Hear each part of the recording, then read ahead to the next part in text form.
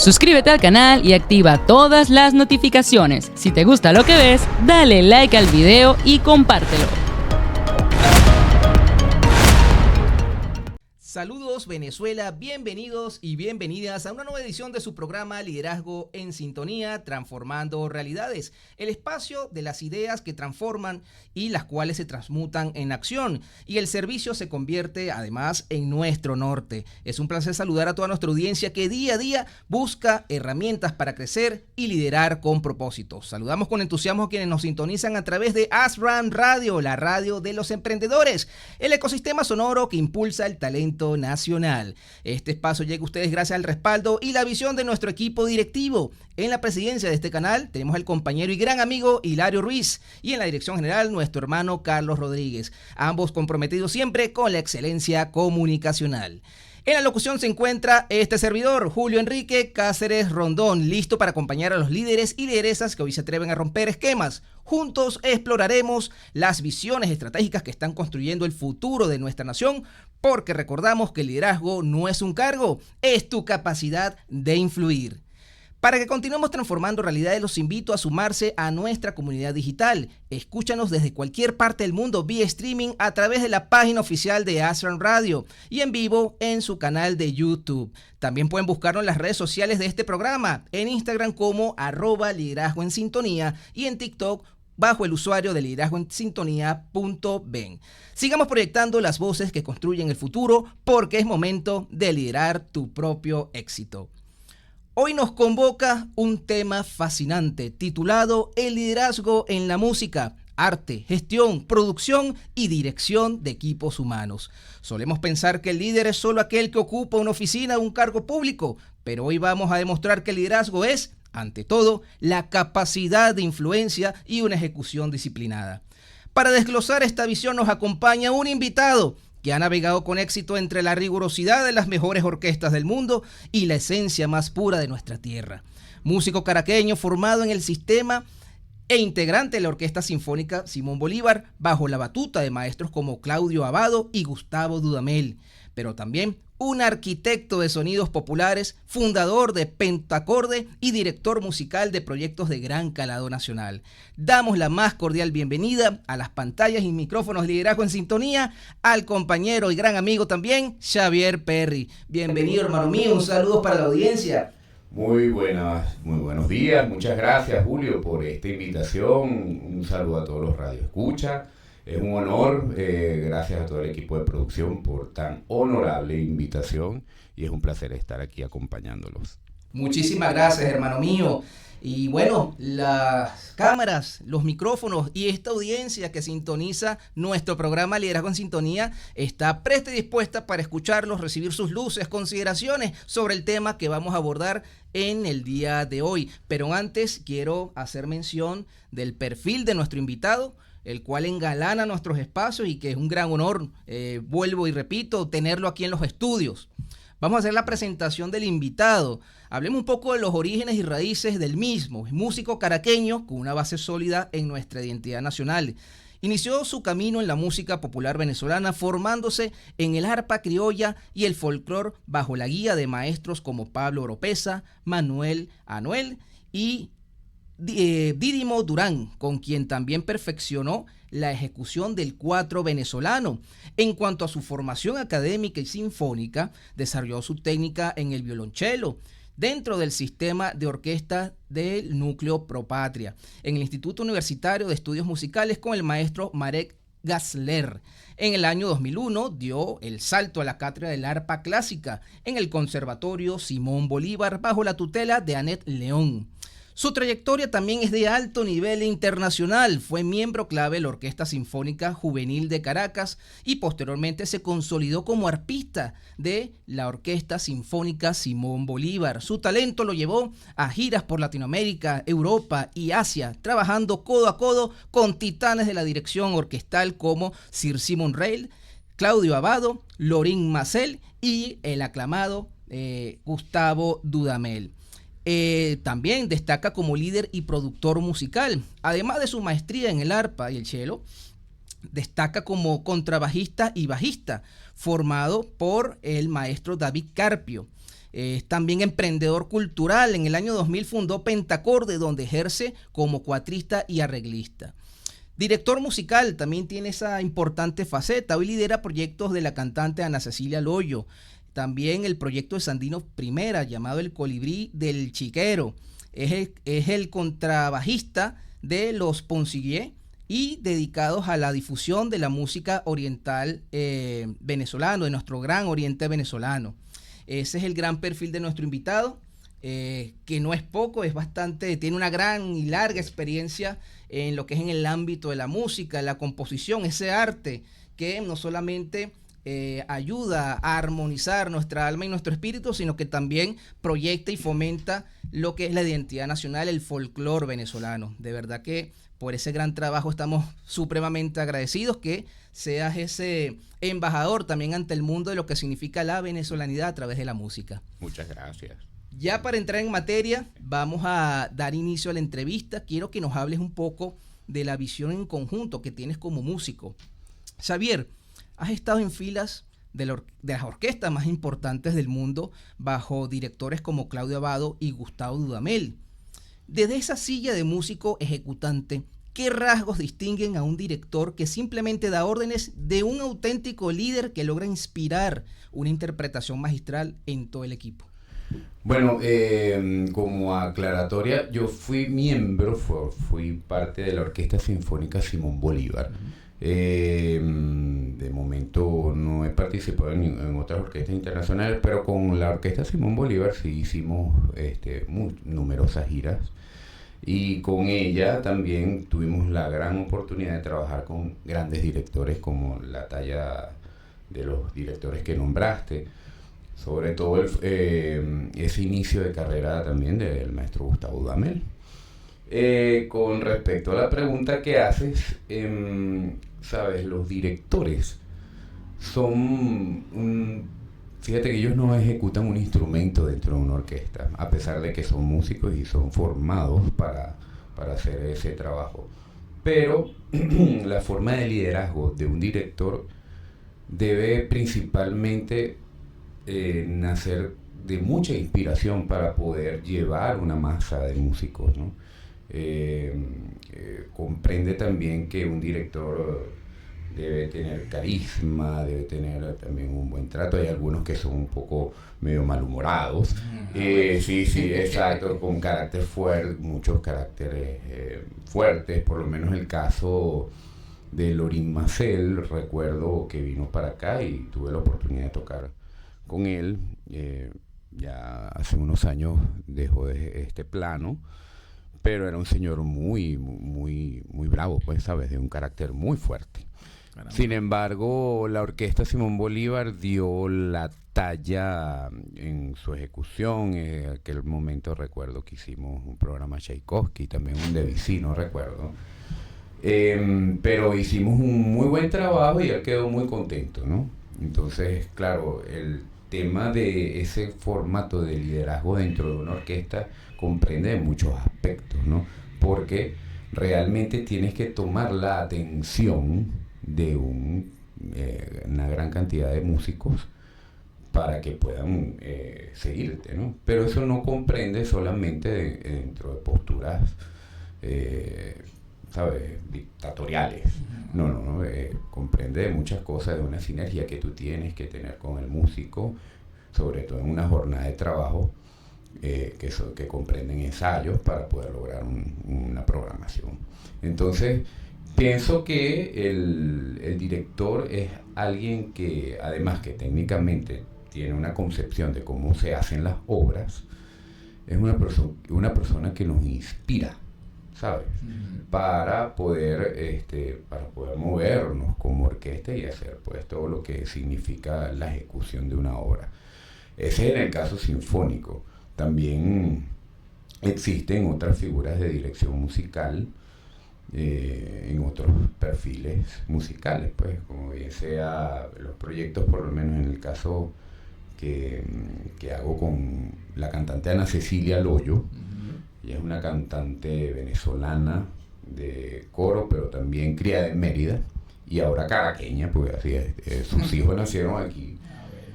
Una de ellas es mi ahijada, es mi comadre. Caramba. Entonces, Bueno, pues envío un saludo. como no, le envío un saludo, que por ahí estaba escribiendo a mi querida hermana de mi alma, Ana Cecilia Loyo, una gran cantante. Le invito a que siga en sus redes, @Ana Cecilia Loyo, y viene haciendo un trabajo hermosísimo y por supuesto una de las voces más bellas. Bueno, con ella me encargo pues de ser su bajista, arreglista, pues todas las obras tengo que yo intervenirlas y adaptarlas a todo un formato que desarrollamos, con el cual estamos grabando su segundo disco. Y allí hay otro formato de dirección musical, porque ahí comprende, bueno, ahí estoy tocando y tenemos que, bueno, es otra dinámica. Nosotros tenemos lo que llamamos formas como rider, o forma como nos organizamos dentro del proscenio o el escenario para que sea funcional. En algunos momentos me vas a ver no centrado en el medio de los músicos, sino en una esquina, que es el momento donde puedo verlos a todos, ¿no? Y poder darles las entradas para que ellos puedan, valga la redundancia, entrar. Entonces, bueno, esas son otras dinámicas, y también, bueno, cultivar camaradería y fraternidad, por supuesto. Ya con Ana Cecilia vengo trabajando ya 10 años, ya hace 10 años, y casi con el mismo equipo, gracias a Dios, porque eso es algo muy importante. Las agrupaciones se consolidan reconociendo y vinculando siempre al equipo de trabajo. Maravilloso, hermano mío. Excelente, muy loable su trabajo y trayectoria, y también a propósito también de lo que nos ilustra a través de su intervención. Nosotros en Liderazgo en Sintonía somos de la opinión de que el liderazgo, con él no se nace, se hace, se construye, se forja. En ese sentido, para ser un buen líder hay que saber escuchar. Qué mejor un músico para saber el sentido y la importancia de la escucha como herramienta de mando. En la música de cámara y en agrupaciones como Pentacorde, que es el caso de esa agrupación que usted ha fundado, la escucha activa es vital. ¿Cómo puede un líder en el mundo empresarial, social o en cualquier ámbito del contexto societal se trate? ¿Cómo puede un líder aplicar esta escucha musical para sincronizar con los esfuerzos de su equipo hacia un objetivo común? ¿Cómo lo considera y lo valoriza usted? Bueno, fíjate, siento que en cualquier área, escuchar al inicio es un poco complicado, porque por lo menos en la música, forma parte así como el nacimiento de una persona en su formación. No creas, a pesar de que el sentido del oído, es fundamental para poder hacer este oficio, a veces no escuchamos mucho, porque es difícil de entenderse, sobre todo en los inicios pues, de formación, porque cuando estamos muchachos, sabemos pues que la pubertad es bastante volátil. Entonces también sucede que pasan momentos de egos, de muchas cosas, ¿no? Y también se ve plasmado con respecto a las funcionalidades musicales. Fíjate, me nombras a la agrupación Pentacorde, una agrupación que inició en el año 2000, y nos dedicamos a hacer música venezolana, porque éramos la respuesta de otra agrupación que también era miembro de la Orquesta Sinfónica Simón Bolívar, y nosotros quisimos también hacer en nuestros tiempos libres música popular venezolana con nuestras estéticas y aplicando todo lo que sabíamos en la orquesta allí, ¿no? Entonces, ¿qué sucede? Primero, forma parte de un concilio muy importante cuando tú te organizas, te comunicas eficientemente para poder realizar este tipo de trabajo, como bien lo acabas de llamar, música de cámara, que entiéndase que es un formato más reducido, ¿no? Entonces, ¿qué sucede allí? La música tiene como aspecto fundamental el poder entender a un compañero, más cuando lo haces en colectivo, ¿no? Cuando lo haces de forma colectiva tienes que realmente hacer un profundo análisis de entender a todo tu equipo de trabajo para ver cómo funciona. Porque a veces, fíjate, la música es uno de los lenguajes más universales, porque si yo tengo, digamos, una persona, un asiático, ¿verdad? Que yo no me puedo comunicar con él por diferencias de lengua, yo puedo tocar con él al lado una partitura, porque podemos hacer eso. Pero entonces eso comprende, la escritura musical y todo el contenido de teorías musicales comprenden en análisis de cómo puedo entender a esa persona, de cómo puede funcionar según lo que está plasmado en una partitura. Ahora, ¿qué sucede con esto que me planteas? Aplicado a todo, creo que forma parte de los liderazgos el tratar de humanizarse y entender las potencialidades y capacidades de los demás. Yo pienso que eso es esencial, porque si tú no buscas potenciar las habilidades de otros, es difícil que puedas hacer un trabajo competente.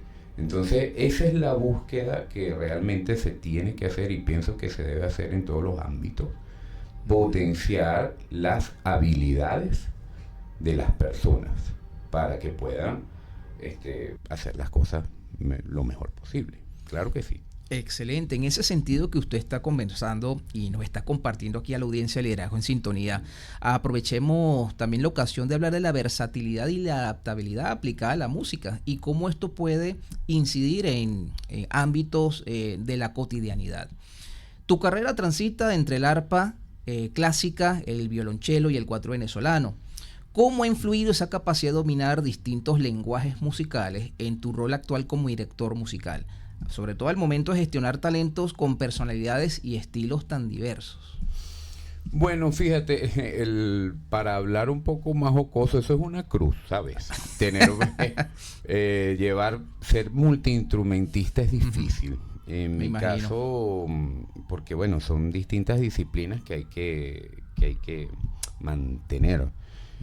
Entonces, ¿qué sucede en este caso? Por lo menos yo, a pesar de estar muchos años en la Orquesta Simón Bolívar, Sinfónica Simón Bolívar, nunca me desvinculé de la música popular venezolana.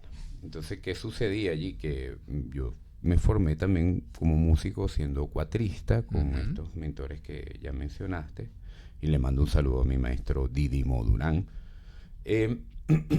Y siempre hubo como esa especie de sinergia que logré establecer dentro de la música popular con mi formación, digamos, académica, no la mal llaman así, ¿no? Pero mi formación en la orquesta y como ejecutante del arpa clásica. Todo eso se puede lograr fusionar y llevar de la mano. Ahora, ¿qué pasó también? Hubo un momento que muchos bajistas se fueron del país. Yo había estudiado un poco de contrabajo, pero lo había abandonado por estudiar arpa de pedales, el arpa clásica. Entonces, en ese momento que se fueron muchos bajistas, me costó conseguir un contrabajista, pues, porque para que tocara música popular. Y decido retomar el contrabajo. Entonces empiezo otra vez a retomar el contrabajo y me fue más fácil conseguirme un cuatrista con el que pudiese trabajar.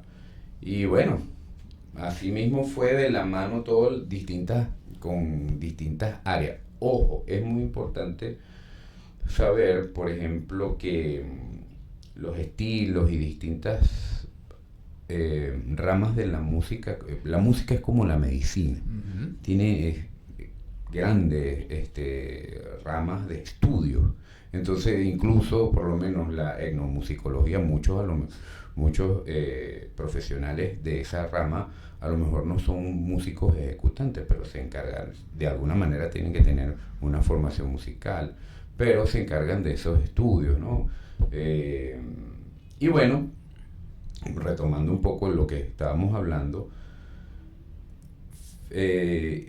básicamente esto comprende mucho de trabajar constantemente lo que son las distintas áreas de la música. En mi caso, por ejemplo, de haber estado tantos años en la orquesta, me sirvió mucho de meter bastante información de tanto contenido que se logra hacer en una orquesta, tocando una infinidad de repertorio. Y de paso, cuando entras o estás también vinculado con la música popular, por lo menos la de nuestro país, que es muy diversa, es extraordinariamente diversa, te das cuenta que es un universo que puede realmente estar junto, ¿sabes? Y son muchas cosas que tenemos parecidas a la música eurocentrista, por ejemplo, que es la música más tocada, por lo menos en una orquesta sinfónica.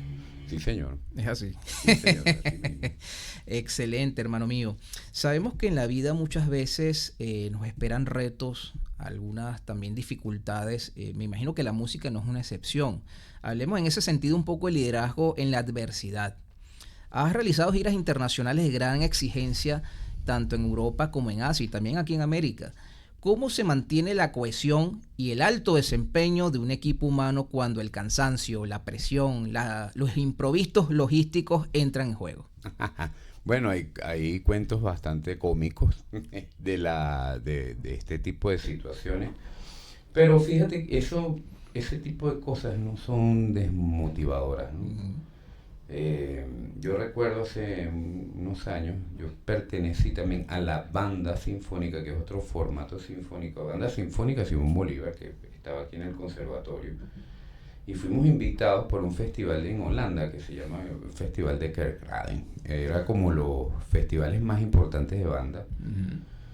Y yo recuerdo que a nosotros nos fuimos invitados especiales y por supuesto tuvimos un trato maravilloso pues de parte de la organización, y teníamos digamos, eran habitaciones dobles pues, porque un conglomerado de músicos bastante grande, eran como 120 músicos. Sí, entonces ¿qué pasa? Nos dimos cuenta que también era como un campus, ¿no? de trabajo, y había unos muchachos, eran asiáticos, recuerdo que eran, pero eran muy, muy jóvenes, pero iban a participar en ese festival como banda show, ¿sabes? Las bandas que hacen acrobacias, que son bandas secas y tienen instrumentos también de viento, metal y madera. Pero ellos dormían en un galpón en colchonetas, porque eso fue lo que logró realmente la organización, ¿sabes? Y entonces, oye, nosotros estábamos un poco afectados viendo los muchachos, ¿no? Sin embargo, esa gente, esos muchachos se paraban a las 6 de la mañana a ensayar todos los días. Claro, el formato de ellos tiene que ser muy riguroso, sobre todo con la cuestión de los ensayos, porque ellos no son estacionarios, sino que tienen movimientos, porque tienen que hacer coreografías, moverse. Entonces, eso no es el formato sinfónico, que el músico está tocando solamente una sola la obra y ya está.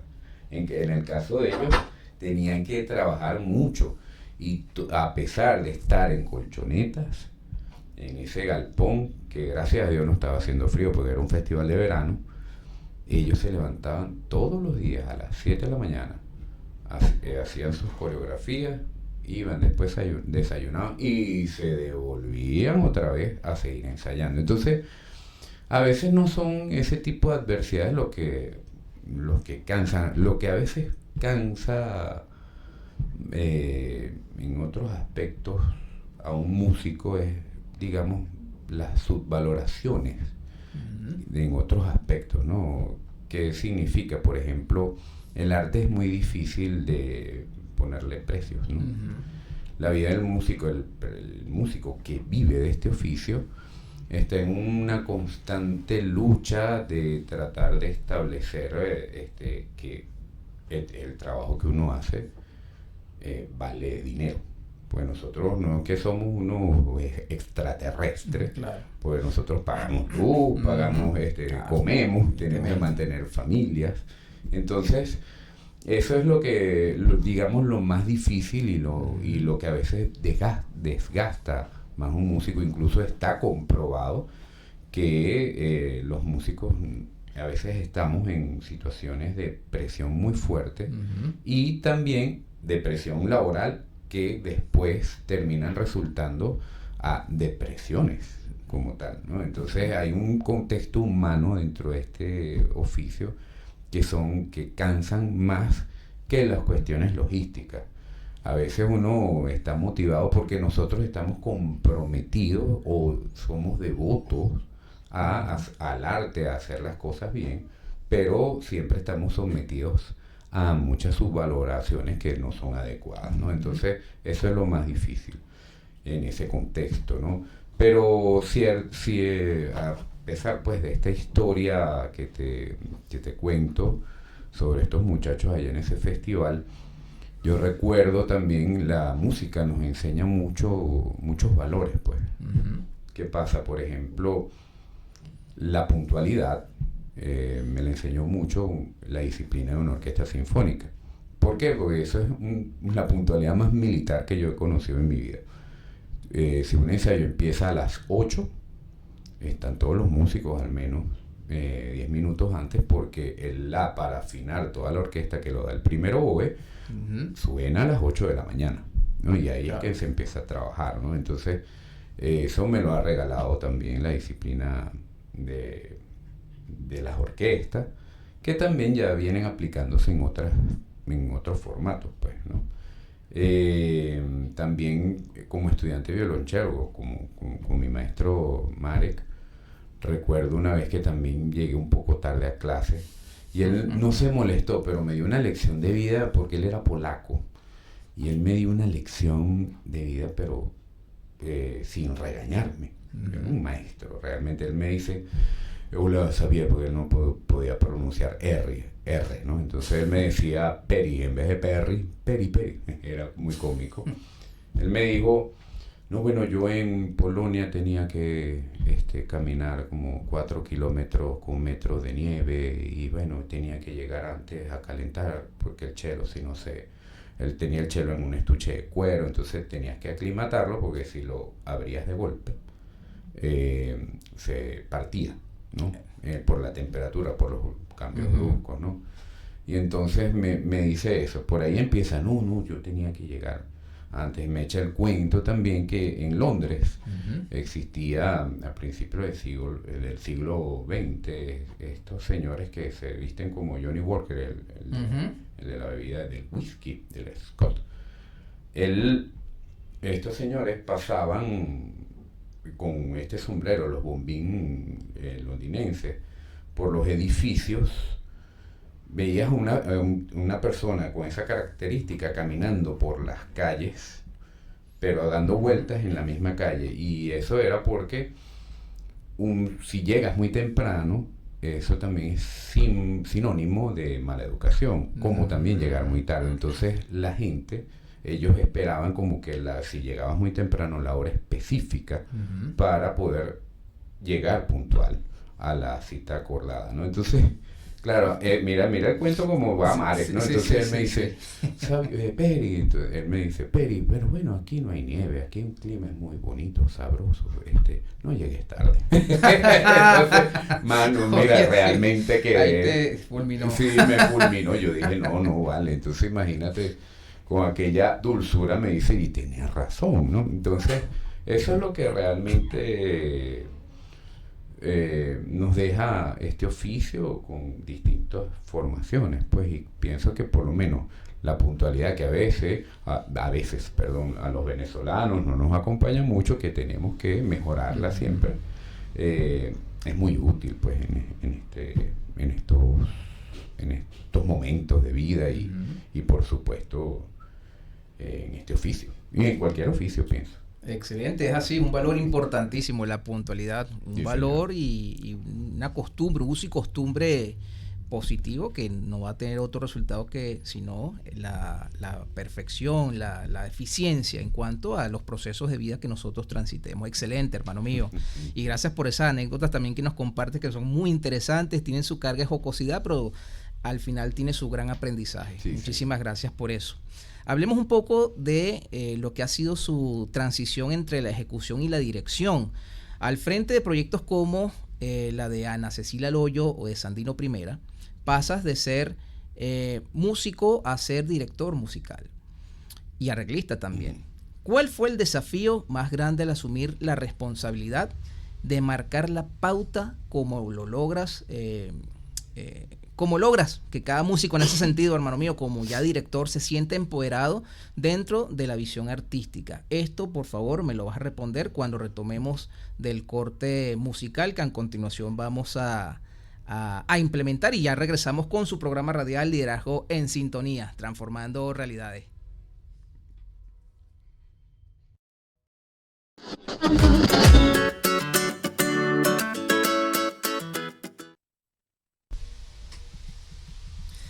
Estamos de vuelta con su programa radial Liderazgo en Sintonía, transformando realidades. Estamos con nuestro invitado de honor del día de hoy, con Xavier Perry, músico venezolano.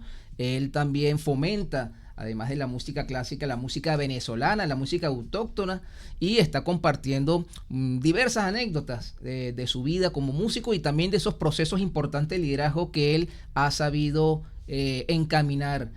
Siempre empoderándose de los que son los procesos propios de la música y también aportando y coadyuvando a ese crecimiento también colectivo mediante las orquestas y diferentes organizaciones a las cuales él ha pertenecido.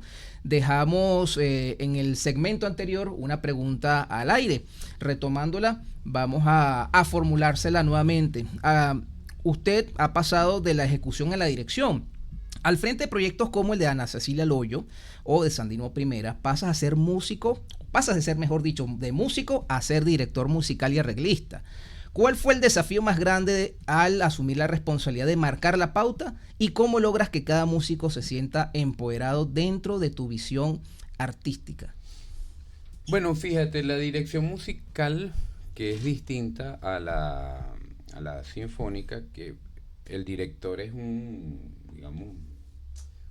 elemento, por lo menos existen orquestas y por lo general haces programas de distintos directores, ¿no? Uh-huh. En el caso ya de Ana Cecilia no es, o por lo menos el caso también de Sandino, que son proyectos donde no es que paso a agarrar una batuta física, sino sigo siendo el ejecutante, el bajista y además el arreglista, pero como debo configurar el tema de hacer los arreglos musicales y por supuesto haciendo la autoría de este trabajo, conozco su funcionamiento y de allí es que arranca el tema de la dirección como tal.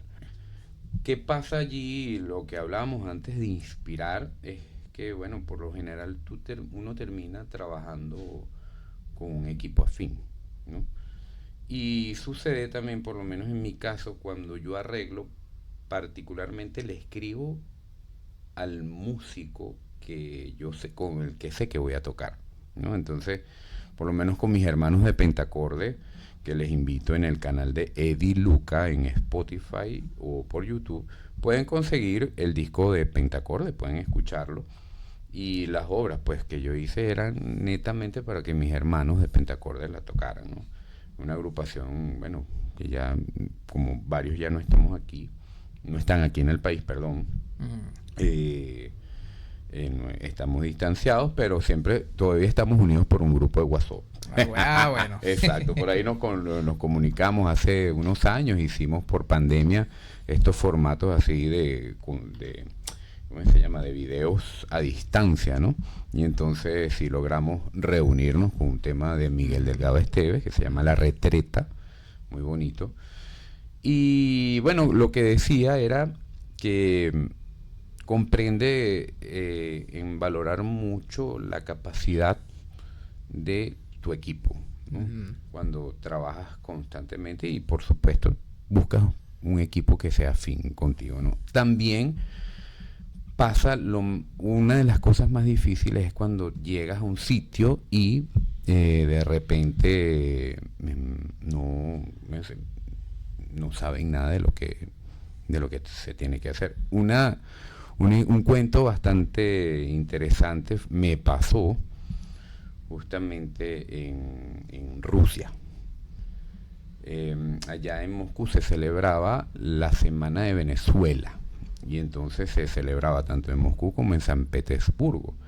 Pero ahora te podrás imaginar que voy con dos maestros, grandes maestros de la música aquí en nuestro país, miembros del cuarteto, como es José Antonio Naranjo, José Antonio Toñito Naranjo, el flautista, y Telésforo Naranjo, el contrabajista. Me voy con ellos para allá. Y resulta que la orquesta, la Filarmónica de Moscú y la Filarmónica de San Petersburgo tenían que hacer música venezolana. Ahora tú te podrás imaginar estos rusos, los rusos tocando, que están acostumbrados en sus polcas y sus cuestiones, o mazurca, ¿no?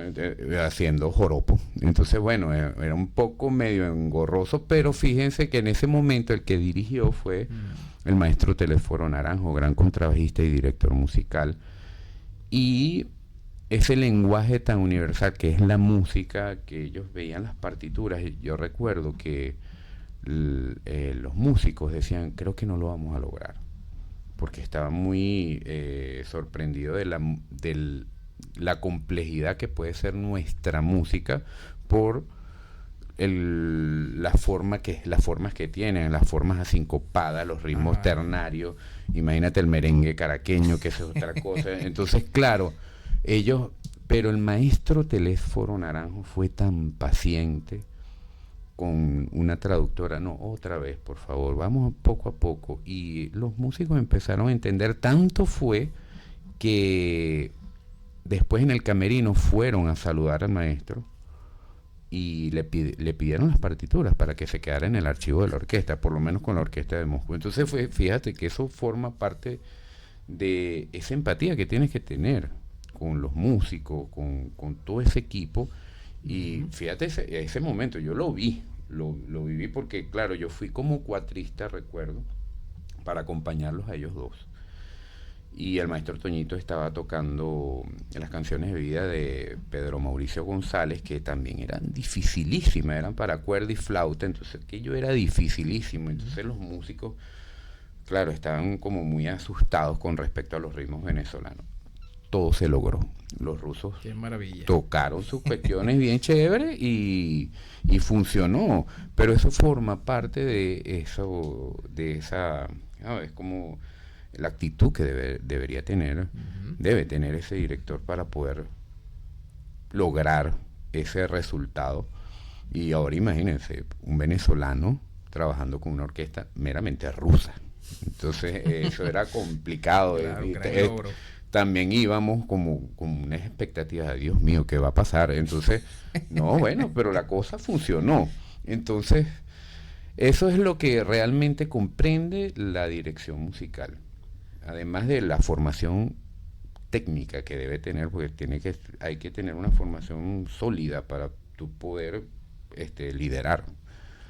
Pero lleva intrínsecamente valores humanos muy importantes que tienes que expresar para poder liderar ese tipo de cosas. Porque ahorita viene con todo este tema que estamos en el mes de Aries, ¿no? En el mes arrancando nuestro verano, y dicen, no, bueno, Aries, ¿sabes? El primer signo, ahorita viene un año, hay valores innatos. No, los valores innatos, bueno, a lo mejor sí existen, pero deben cultivarse. Eso forma parte de mucha observación. Uno tiene que realmente prepararse mucho, y no solamente técnicamente, no estamos hablando nada más de ser un virtuoso, hablando en aspectos técnicos musicales, sino también humanamente hay que formarse, porque lo que hablábamos antes de entender a otra persona es lo más importante para que tú puedas hacer música, ¿sabes? Los músicos estamos expuestos, como hablábamos antes de esa subvaloración, a que, bueno, yo recuerdo cuando murió mi abuela, que fue uno de los días más tristes de mi vida. La orquesta me había dado el día libre, o sea, para guardar luto, pero yo decidí que no. decidí ir a mi ensayo. Estaba muy triste, pero la vida tenía que continuar. Entonces imagínense, a veces hay momentos en los que está expuesto un músico y tiene que seguir estando en el escenario, pues la función debe continuar, ¿no? Y así, esas son las presiones que las que nosotros tenemos, ¿no? Y no solamente el área de la música, el área de la danza, que es súper exigente, el teatro, o sea, hay muchas cosas. Cuando estamos en un proscenio, en un escenario, estamos expuestos a muchas cosas, ¿no? Pero básicamente ese paso del que me preguntaba forma parte, como hablábamos antes, y no quiero redundar mucho, forma parte del entendimiento humano. Tenemos que realmente esforzarnos por entender a los demás. Y tiene la primicia de que tenemos que escucharnos. Pero no es desde el mero sentido material, que usted lo sabe muy bien, amigo mío, hermano mío. La forma material no es simplemente escuchar, sino hay que llevarse una reflexión muy profunda, introspectiva, para tú poder entender a alguien. Porque a veces nosotros pensamos que la forma de ser de una persona individual es la correcta. No, a lo mejor hay que aceptar que la persona es distinta, y cuando partes de allí ya el trabajo es mucho más fácil. Excelentes reflexiones, hermano mío, y muy agradecido también por esa observancia de esos procesos humanos y cómo los ha asimilado y cómo los comparte aquí en nuestro programa. Vale, muchas gracias. Hablemos un poco del emprendimiento, específicamente de ese emprendimiento que en lo cultural usted ha llevado. Nosotros somos Ashram Radio, la radio de los emprendedores, y tenemos que hablar de emprendimiento. Qué mejor forma que hablar de su faceta como fundador de Pentacorde en el año 2000. Se ha mantenido una trayectoria sólida durante el tiempo por medio de esta organización, este grupo de personas que la conforman. ¿Qué principios de liderazgo han sido claves para que un proyecto independiente sea sostenible en el tiempo como Pentacorde y logre metas tangibles como por ejemplo producciones discográficas? Bueno, esos elementos, primero, cultivar un sentido de, ¿sabes?, de reconocimiento, pero, y pido disculpas si lo he nombrado mucho, ese reconocimiento humano. No, es importante. No podemos desvincularnos de entender que somos seres humanos. Y por eso es que incluso existen, aunque ya no se entienda así, oficinas de recursos humanos para poder laborar. Entonces, eso yo creo que ese es el elemento más importante, porque en este oficio nos podemos conseguir distintas personalidades y distintos caracteres que realmente son un sufrimiento. Entonces, y a veces uno lo acepta, uno sabe, por ejemplo, si está sentado en una orquesta, uno dice, uy, ahí viene este director, ay, papá, esto va a ser algunos líos. Entonces, claro, ¿no? Claro. O si no, no, la vamos a... Y terminas pues teniendo empatía con unos y otros, ¿no? Pero básicamente es eso. Nosotros tenemos que cultivar el entendimiento de nosotros como seres humanos y de cada quien, de la persona que es cada quien, para que podamos emprender, como significa realmente, como es el significado de esa palabra, emprender, desarrollar este arte. Porque si no nos entendemos va a ser complicado.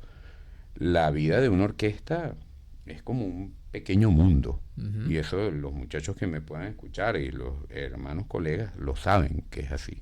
Así también como es un coro, que también son músicos, ojo, pues a veces los discriminan. Bueno. Sí, ellos son cantantes y se forman musicalmente, pero son músicos, pues. Entonces, eso es un mundo pequeño, donde imagínate que tienes una fila de violines y todos, a lo mejor todos tienen que pagar luz, todos tienen que ir a la lavandería, llevar a los niños al colegio, toda una vida personal, pero tú a las 8 de la mañana tienes que afinar tu instrumento para empezar a tocar. Y no puede ser, imagínate que estemos bravos y no puedas entenderte. De alguna manera la música necesita, la música como arte necesita que tú te comprendas para poder hacer algo armonioso. Claro. No hay de otra. Claro, entonces, pienso que este oficio, este arte, el arte musical, nos enseña mucho a cómo podemos desempeñarnos en otras facetas de la vida, pues, porque no es solamente un contexto político, existe también política artística. Por supuesto. Entonces, pero estamos expuestos a situaciones complejas, difíciles, humanas, pero tenemos que desarrollar el arte y necesariamente, por muchas diferencias que hayas, tienes que entenderte con una persona. Y es si hay competencia, sí, siempre la habrá, pero con un solo fin, hacer el resultado musical y que salga bien. Eso es lo importante. Sí, señor. Excelente. Vamos a hablar un poco de la maestra vida y cómo nos enseña a través del error. Así como tenemos grandes logros y aciertos en la vida, en los distintos contextos en los cuales formamos nosotros parte, también hay situaciones que además de difíciles nos obliga a reformular mucho los procesos que llevamos. Hablemos un poco de la gestión del error. Sobre todo en el ámbito de la música, ¿no? Porque todo tiene que estar acorde, bien cronometrado, bien dirigido, bien armonizado. En una orquesta en vivo no hay espacio para el borrador. Si alguien comete un error, el resto debe sostenerlo. ¿Qué lecciones, hermano mío, de solidaridad y responsabilidad compartida nos da la música para aplicar la gerencia de crisis en una organización? Oye, esa es una pregunta muy buena. Fíjate que el músico está en esa constante presión de tener que hacerlo bien, y muchos incluso se frustran por esa situación de que no pueden lograrlo, ¿no? O de repente les va mal en una presentación. Claro. Entonces, ¿qué sucede allí?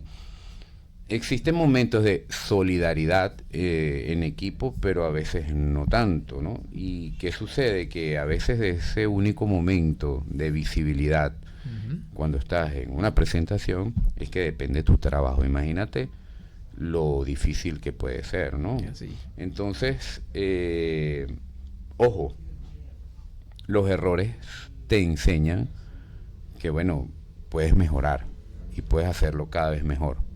¿Me entiendes, no? Entonces, como dice el gran maestro Yoda, él dice, el fracaso es el mejor maestro. No, ojo, no es que hay que recurrir al fracaso para... Claro. Pero obviamente un error te va a enseñar a no volverlo a repetir, ¿no? Y no solamente a nivel de ejecución.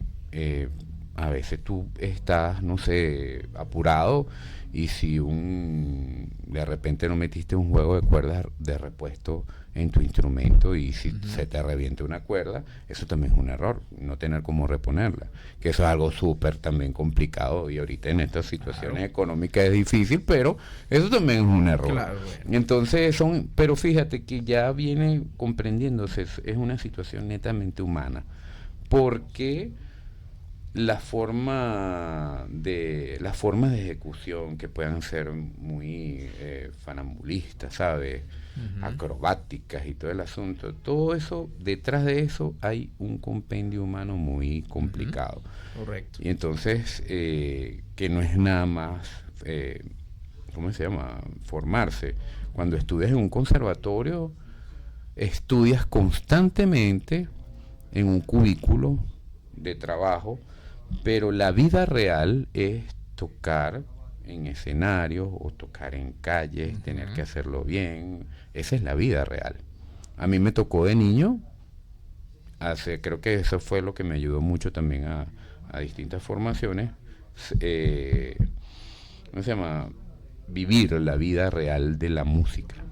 De niño empecé a trabajar, y entonces eso fue ese acercamiento, y es algo tangible, pues tangible, claro. Pues no es nada más que te remuneren, sino es que, bueno, esta es la vida real, que cuando estás en cualquier escenario estás comprometido a hacerlo bien siempre.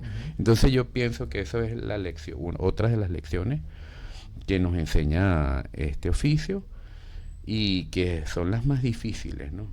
El error, y hablábamos también de solidaridad, y algunas no. Pienso que el gremio de la música es complejo, sobre todo a veces no lo parece, pero nos cuesta mucho a veces articularnos, sobre todo en distintos sectores del área musical. Pero sí existe solidaridad mutua entre nosotros los músicos. Cuando hay un amigo enfermo, por ejemplo, músico, siempre estamos pendientes de tratar de ayudarnos, buscar los caminos correctos para que ese músico pueda ser atendido. Siempre nos estamos articulando, ¿no? Bueno, hemos visto, estamos en momentos muy difíciles porque referentes nuestros ya están muy mayores, y oye, a veces nos preocupa, se han ido muchos, ¿no? Ya han partido mucho y eso nos tiene, bueno, pues entristecidos, pero siempre estamos buscando ese tipo de solidaridad para poder ayudarnos, pues, ¿no? El músico sí siento que es muy solidario, a pesar de que no nos conozcamos. Aunque yo siempre he dicho, el mundo de la música es como una caraota, y nosotros los músicos estamos en la parte blanca, porque todos nos conocemos. Así mismo. Muy bueno eso. Hay un tema que es inaludible, sobre todo con usted, hermano mío, como exponente del folclore venezolano a través de la música. Hablemos un poco de eso, del folclore como el factor de cohesión y de liderazgo. ¿Cómo lo aplica usted en el ámbito de la música? Como defensor y ejecutante de nuestra música popular, mi querido hermano, ¿de qué manera el fomento del folclore venezolano funciona como una herramienta de liderazgo para fortalecer nuestra identidad nacional y unir voluntades en pro del desarrollo cultural y social de Venezuela? Wow, fíjate, nuestra cultura es muy diversa en Venezuela, la musical sobre todo. Hace muchos años, yo soy del 83, y ya desde los 10 años venía estudiando 4, y hay algo que tristemente le pasaba a Venezuela. Digo que ahora no, ahora menos, aunque hay algunos rasgos, pero a Venezuela le pasaba algo que era el desarraigo, el desarraigo identitario. Nosotros, por ejemplo, yo soy caraqueño, me siento orgulloso de ser caraqueño, e invito a todos los radioescuchas, a los que nos escuchan, a que busquen, digamos, la música popular caraqueña, pero la música tradicional, lo que hacían los músicos de antaño, antes, ¿no? Porque sabemos que un zuliano se siente muy orgulloso de ser zuliano, igual un larense, y todos ellos, o sea, nosotros creemos que la gaita nada más en diciembre, en Zulia se escucha gaita todo el año, ¿ves? Entonces, pero entonces, ¿qué sucede? Ese desarraigo poco a poco ha ido desapareciendo, aunque aún hay rasgos de eso. Te decía lo de mi edad, del año, porque antes era tan subvalorado el hecho de hacer cultura tradicional que hasta lo veían así como despectivo. Eso se llegó a ver y se llegó a sentir.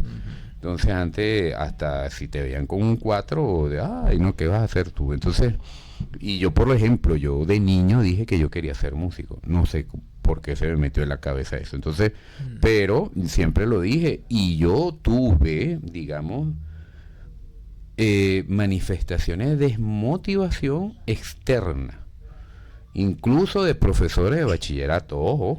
Ojo, antes teníamos las maestras guías, maestros guías, ¿no?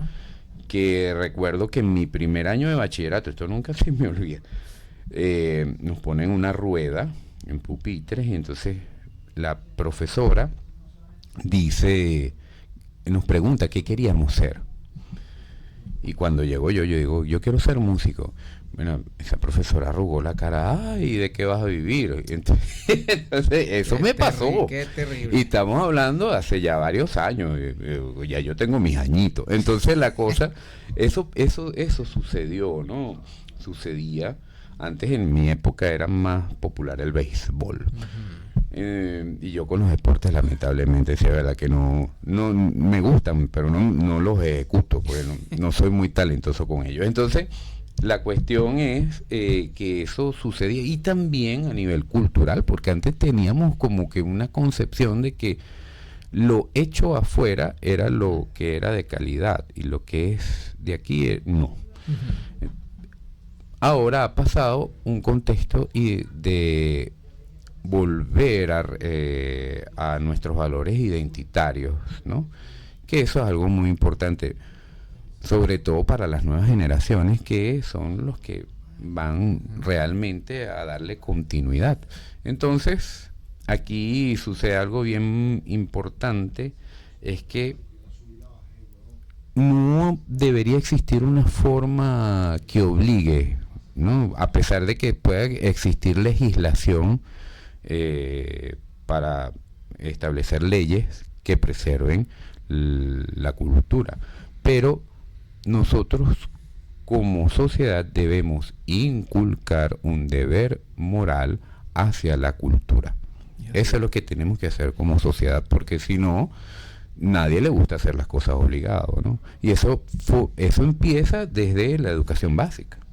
Okay, gracias a Dios nosotros tenemos un sistema de orquesta fundado por el maestro José Antonio Abreu, que es el semillero de estas grandes orquestas donde han salido grandes músicos, ¿no? Y tenemos ahora esa opción que ya acaba de cumplir 50 años, fíjate, ¿no?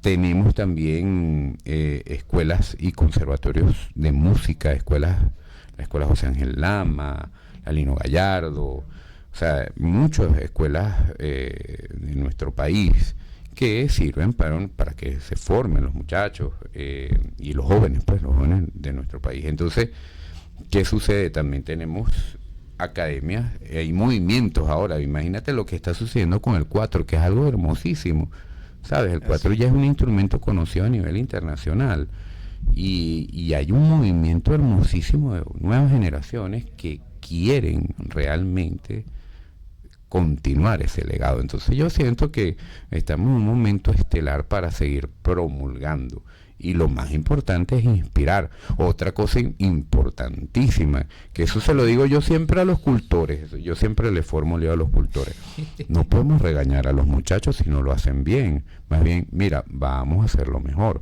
porque si no se nos desmotivan, ¿ves? Entonces eso es muy importante, no armarle aquellos líos, sino decirle, muchachos, no, mira, eso no se toca, antes se tocaba así, vamos a hacerlo mejor, apréndanlo de esta forma, porque a veces, bueno, antes era más difícil porque no tenías como que un medio como para acceder, sino irlo a ver en vivo. Ahorita hay cualquier cantidad de YouTube y, ¿sabes?, de videos en distintos canales donde puedes acceder a la información. Pero bueno, eso forma parte de esta cuestión de la formación y pienso que es muy importante. Excelente, hermano mío. Ya estamos cerca del final de este programa. De verdad que estamos encantados de recibir sus luces y consideraciones del tema que hemos tocado en el día de hoy. Quiero que nos comparta, por favor, a esta audiencia que muy seguramente ha sacado honra y provecho de esta entrevista, unas reflexiones finales acerca de la influencia y el legado como alguien dedicado a la divulgación de nuestra música venezolana. ¿Cómo entiende usted el liderazgo como un servicio para preservar y proyectar la identidad cultural de una nación ante el mundo? Y sobre todo, también aprovechando ya este cierre de programa, nos hable un poco de esa participación también que va a tener este año en la Trova Fest, que en lo inmediato ya, incluso después de este programa, va a dedicar su agenda completa a esas actividades. Un poco para cerrar, hermano mío, por favor. Bueno, maravilloso. Muchas gracias, estimado amigo, querido Julio. Gracias a todo el equipo del programa por esta invitación. Hago la invitación a todos los radioescuchas. El Trova Fest es un festival de la canción de contenido y ya comenzó la gira nacional. Vamos hoy a Miranda, vamos a estar por Carrizal, por Los Teques y después por Guarena, y después continúa la gira hacia el oriente y hacia el occidente del país. sigan sus redes, en Instagram, TrovaFestBZLA, y ahí van a estar enterados. Incluso los músicos que estén interesados, creo que allí también adentro de la red social está el formato de postulación para las tribunas que todavía no están programados con los artistas locales. Entonces, el TrovaFest los lidera artistas como Oriana Ramos, Oriana Cantora, Sandino Primera, Ali Alejandro Primera, y la agrupación legendaria que se llama Dame pa' Matarla.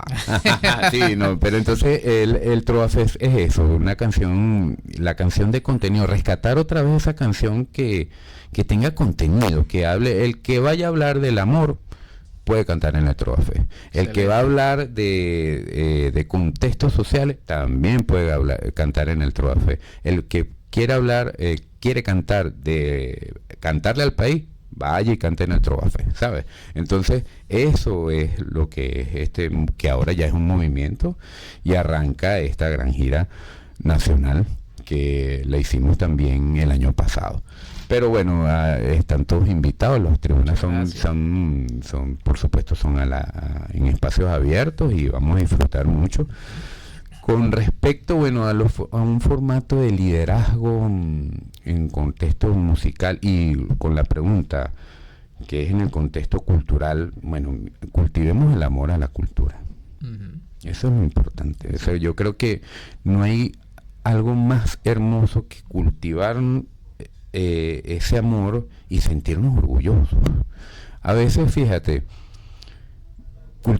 culturalmente, ya iba a hablar como oriental, cultural, muchachos, fíjate, antes aún seguimos despidiendo las fiestas con el alma llanera, y tú dices, ya se acabó la fiesta. No, el alma llanera, Pedro Elías Gutiérrez, es una canción muy hermosa, que no sirva para despedirla, ¿no? Aunque es un joropito y forma parte de una zarzuela que se estrenó aquí al lado en el Teatro Municipal, pero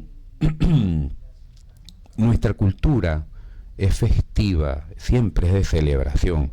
Entonces nosotros debemos cultivar, inculcar amor hacia nuestra cultura. Ya de ahí el liderazgo viene solo. Así mismo. Maravilloso, hermano mío. Esto es Liderazgo en Sintonía, transformando realidades. Tuvimos como invitado de honor al compañero y gran amigo Xavier Perry, músico venezolano. Él también fomenta el folclore de nuestro país. También se dedica a la música clásica, multifacético, y siempre con una visión de progreso y de un sentido también humanista, el cual expresó en este programa. Muchísimas gracias, hermano mío. Estos espacios están a la orden de usted. Usted siéntase en su casa siempre, y considérelo un espacio también donde se fomente esa música, esa cultura que usted también difunde. Somos en ese sentido aliados de esos loables objetivos que usted también persigue, hermano mío. Muchas gracias. Muy agradecido. Excelente. Bueno, Liderazgo en Sintonía. Somos una plataforma transformadora que proyecta las voces que generan progreso real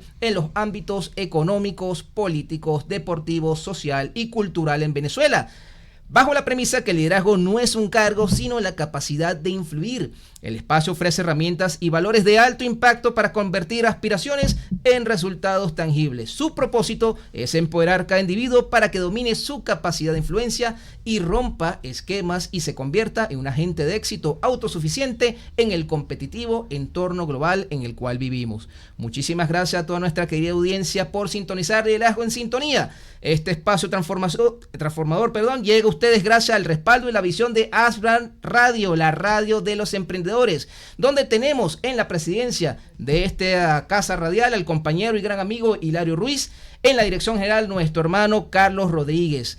No perdamos ni permitamos que la conversación termine aquí. Para que sigamos transformando realidades juntos, los invito a ser parte activa de esta nuestra comunidad global. Sintonízanos desde cualquier rincón del planeta vía streaming en la web oficial de Ashbrand Radio, o conéctate a la experiencia visual en vivo por nuestro canal de YouTube. Para mantener la sintonía diaria, búscanos en Instagram como Liderazgo en Sintonía y en TikTok como liderazgoensintonía.ven. Únete, interactúa, y potenciemos juntos los valores que construyen el futuro de nuestro país. Sintonícenos todos los días viernes de 1 a 2 de la tarde en vivo y esperemos los días miércoles para cuando la grabación de este programa esté disponible en las plataformas de YouTube. Muchísimas gracias a todos ustedes. Les deseo un excelente día. Nos vemos la próxima semana. Feliz fin de semana.